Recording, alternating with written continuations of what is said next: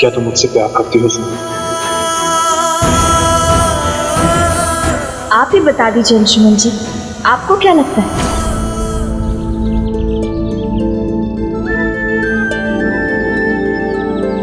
She loves me. She loves me not. She loves me. She loves me not.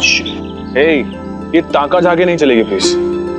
अरे अंशुमन जी, आप हमारे बारे में पता करने की कोशिश कर रहे हैं कि हम आपसे प्यार करते भी हैं या नहीं। तो हमारा तो हक बनता है ना ताका झाकी करने का। हम भी तो देखें। नहीं, एक काम करें, हम आपकी मदद करते हैं। अरे लेकिन She loves him. She loves him not. She loves him. She loves him not. She loves him. she loves him not. I'm sorry Anshuman जी।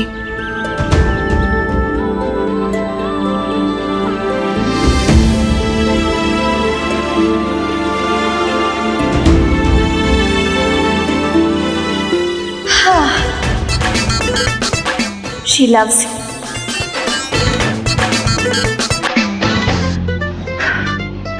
अच्छा जी, तो मुझसे ही ठीक है। अभी बताता हूँ तुम्हें।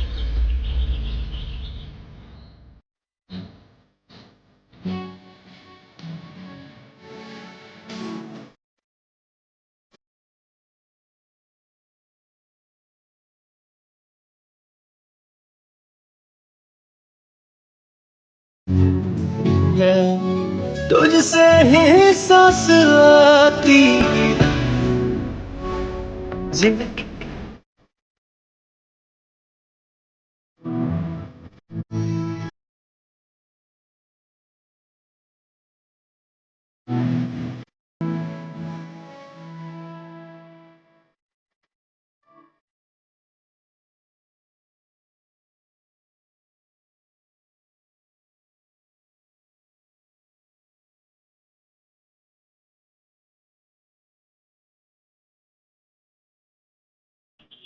मैं जानता था कि मेरी सुमन मुझसे बहुत प्यार करती है। अच्छा जी। बिल्कुल, मुझे अपने प्यार पर पूरा विश्वास है। अगर भगवान भी नीचे आकर कहे ना कि सुमन अंशुमन से प्यार नहीं करती, तो भी मैं मानने से इनकार कर दूंगा, क्योंकि प्यार तो वो एहसास है जो हमेशा आपके साथ होता है। और मेरी फीलिंग्स मुझे ये कहती हैं कि मेरी सुमन मुझसे बहुत प्यार करती है और तुम्हारा अंशुमन अपनी सुमन से। ताना दर्द ताना दर्द, ताना दर्द ताना दर्द।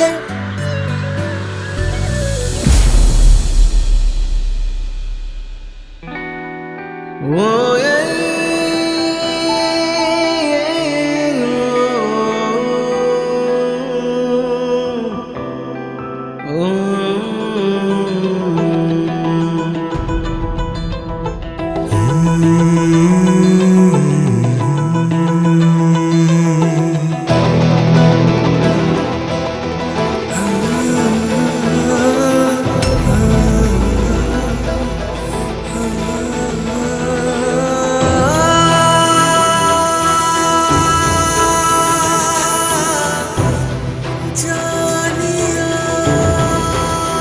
तुम जितना मुझसे दूर जाने की कोशिश करती हो, किस्मत हमें उतना ही पास लाती है।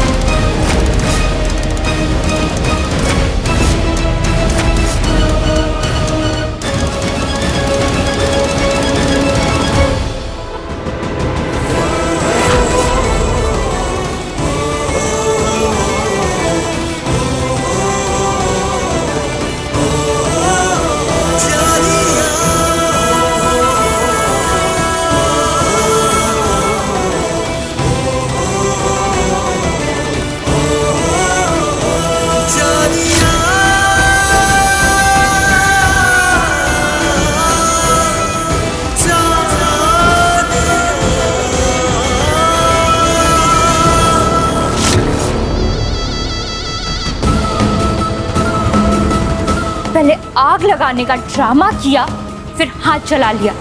अब क्या पूरे घर में आग लगानी होगी इन दोनों को अलग करने के लिए?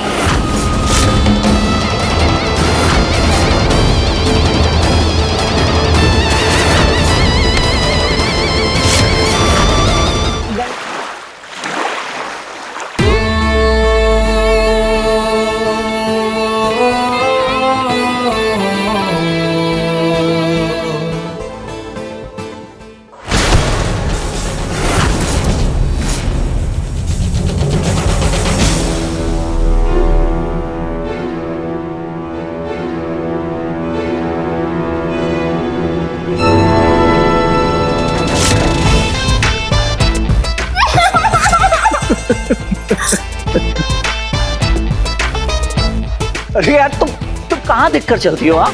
शक्लें देखो अपनी। एक तो सिंदूर का पूरा सिंदूर आपने हमारे ऊपर गिरा दिया, ऊपर से मुझ पे हंस रहे हैं मिस्टर जी। कसम से एकदम बंदर लग रहे हैं, बाय गॉड। बंदरिया। अरे नहीं आ चल रिलैक्स। मैं तो अपनी प्यारी सी क्यूट सी वाइफ की मांग भर रहा था। ये नंदन के प्यार करने का तरीका है। सच्ची थोड़ा हटके है। हाँ अच्छा जी, तो अब हम समझे ये जो हमारे घर में सिंदूर का खेल चल रहा है, क्या? इस मौके का आपने फायदा उठा के हमारी मांग भरी है ना? एग्जैक्टली। वाह मिस्टर जी वाह, आप ना पाएगा एक तो मेरे सैयद सुपरस्टार हो। ये क्या कर रही हो? क्या किया तुमने? ये ना हमारा तरीका है प्यार करने का, जरा हटके हम आते हैं।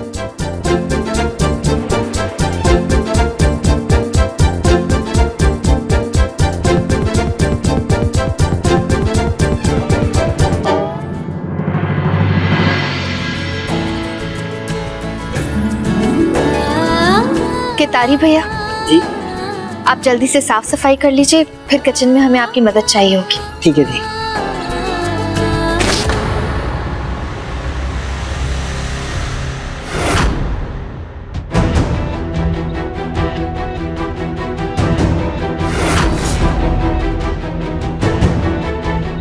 केतारी भैया इस घर में ये दवा कौन खाता है?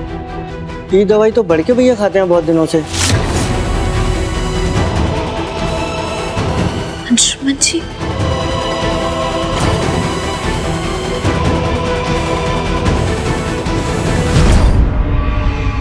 अरे भाई इस घर में कोई है या नहीं?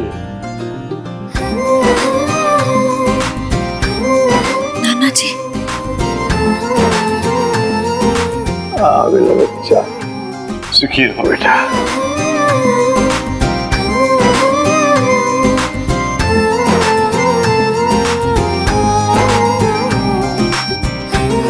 आंटी जी। अरे मोहन जी प्रणाम। आपने आने की कोई सूचना ही नहीं दी। आइए ना, आइए महिमा जी, आप भी आइए।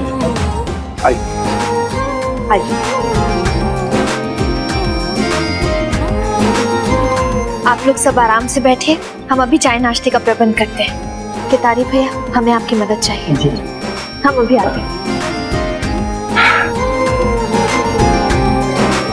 मोहन जी आप महिमा जी को कैसे जानते हैं? दरअसल महिमा जी आई थी हमारे पास सुमन का रिश्ता लेके, अपने बेटे राजीव के लिए।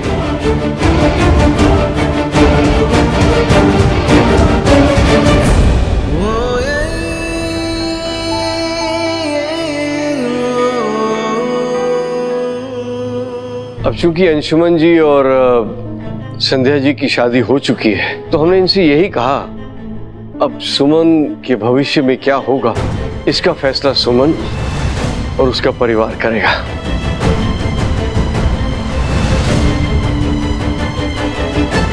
और राय बहादुर परिवार ही अब सुमन का परिवार है।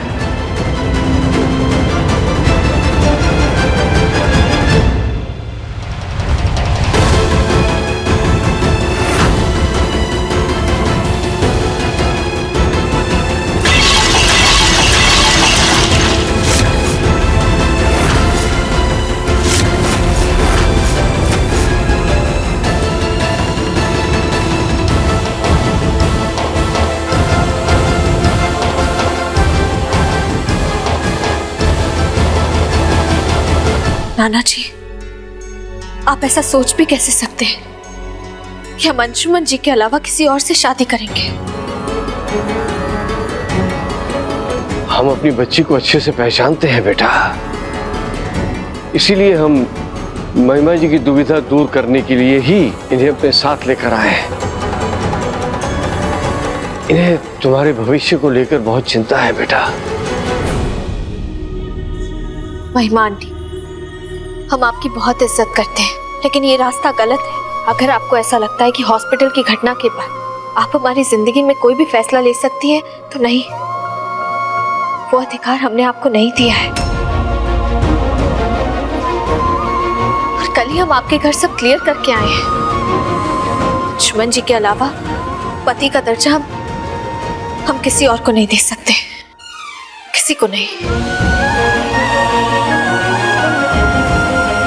महिमा जी, सुमन भले ही हमारे घर की बहू है, लेकिन हमने इसे हमेशा अपनी बेटी की तरह रखा है, अपनी पलकों की छांव में रखा है। अब सुमन जो भी फैसला ले, हम सुमन के हर फैसले में उसके साथ। ठीक है बेटा? सुमन बेटा, तुम्हें दुख पहुंचाने का हमारा कोई इरादा नहीं था, पर क्या करें, हमने तुम्हारी कंडीशन देखी है यहाँ इस घर में।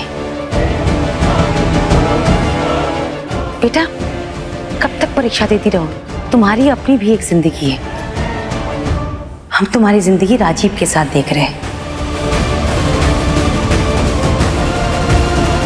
अब अंशुमन या फिर इस घर के लोग माने या ना माने, पर समाज के नजर में अंशुमन की पत्नी संध्या ही है, तुम नहीं।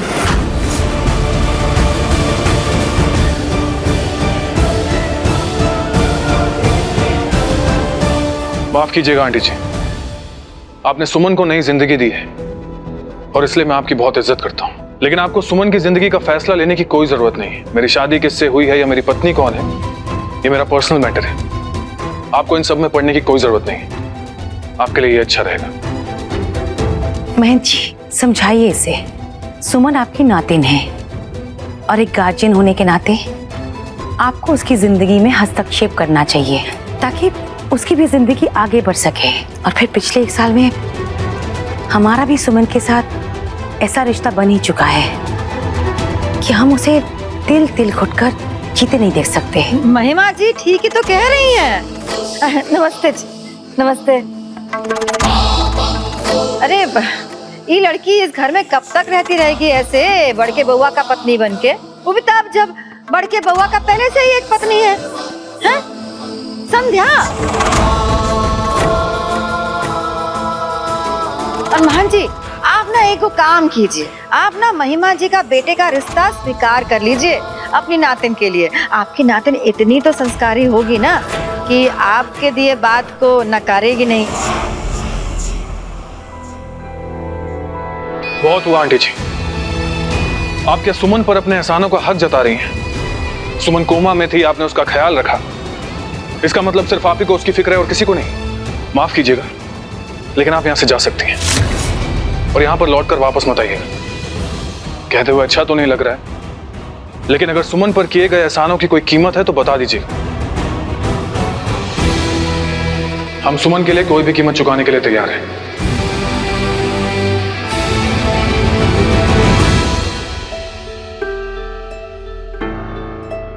अच्छा है, लेकिन बेटा, जो एहसान हमारा और हमारे बेटे का सुमन पर है, उसका कर्ज तुम चाह के भी इस जन्म में चुका नहीं सकते। चलते हैं।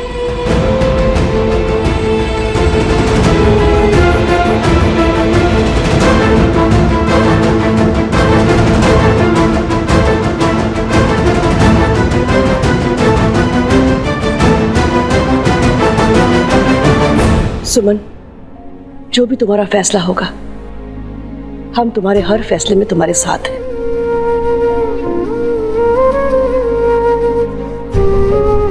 बहन जी, आप हमें और हमारे परिवार को अच्छी तरह जानते हैं। आप निश्चिंत रहिए, सुमन जो भी फैसला लेगी, हम सभी उसके पीछे खड़े हैं। आप बिल्कुल चिंता मत करिएगा। बेटा सुमन, तुम्हारा जो भी फैसला होगा उसमें हम तुम्हारे साथ हैं।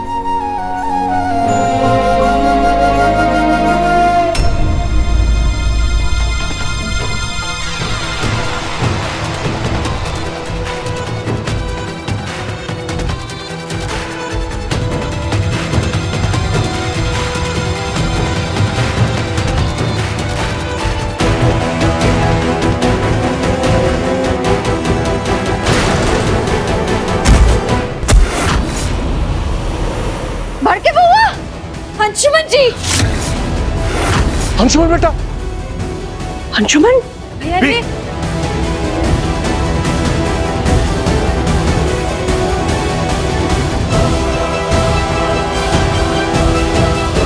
मैं अंशुमन जी की दवाई लेकर आती हूँ। कितानी, जल्दी पानी लाओ। अंशुमन, अंशुमन क्या हो गया बेटा? अंशुमन आके बोलो बेटा। अंशुमन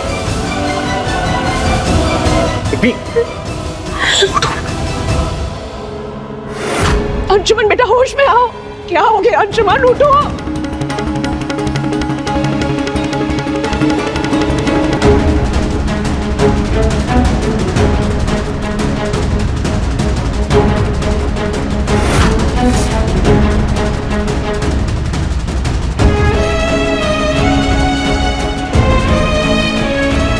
आराम से, आराम से बैठिए।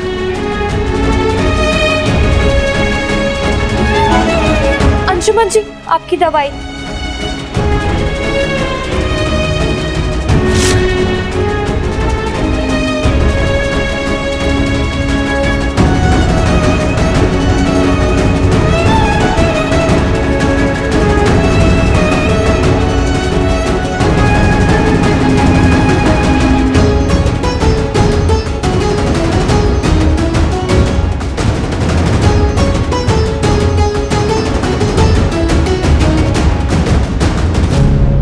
अंशुमन जी, ये दवा तो सीवियर हेडेक के लिए होता है। ये दवा आप कब से खा रहे हैं? सुमन कुछ ठीक से याद नहीं। याद नहीं है?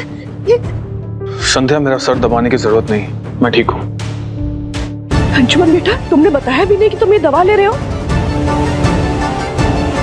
अंशुमन जी, आप ये सारी बातें छोड़िए, हम बस इतना बताइए, ये दवा आप कब से खा रहे हैं? बताइए ना अंशुमन जी। 6 महीने से तो मैं देख रहा हूँ बड़के भैया कोई दवाई खाते हुए।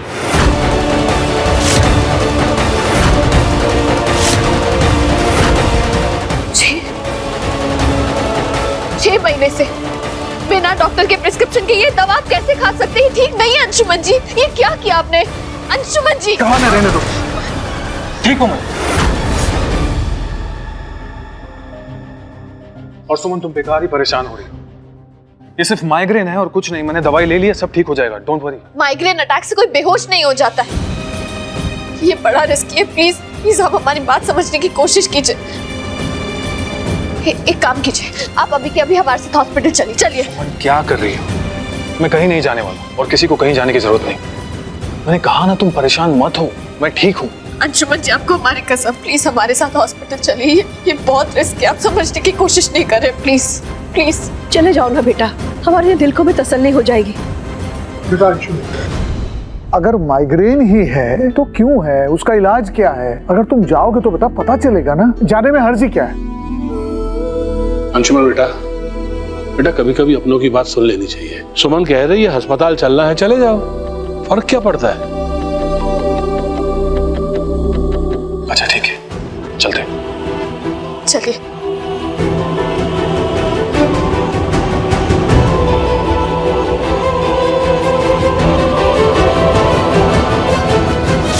इसको तो बस मौका चाहिए अंशुमन जी से चिपकने का।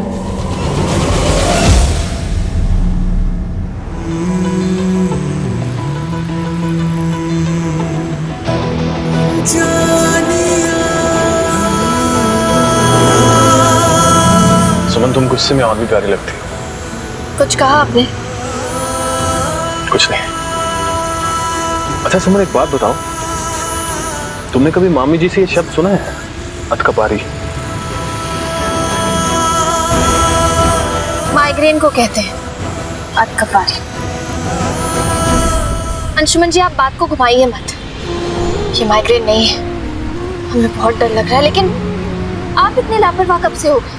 आपको डॉक्टर से कंसल्ट कर लेना चाहिए था, लेकिन पता नहीं आपको क्या हो गया। जिससे मेरी सांसों की डोर बंधी थी, जब वही मेरे पास नहीं थी तो मेरा कुछ करने का मन ही नहीं करता था,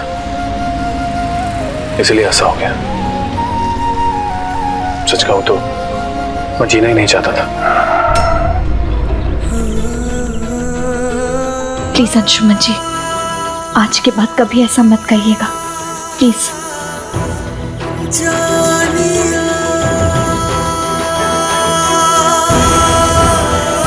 सुमन, जब तुम मेरे पास नहीं थी, उन दिनों न जाने कितनी सुबह की धूप मेरे सर पर थपकियां देकर मुझे जगाती रही। मुझे जीने की सुख तो नहीं थी, लेकिन तुम्हारा इंतजार था। और आज जब तुम वापस आ गई हो तो तुम मुझे खुद से दूर जाने के लिए कह रही हो। मुझे तुम्हारे बिना जीने के लिए मत कहो सुमन, मैं जी नहीं पाऊंगा।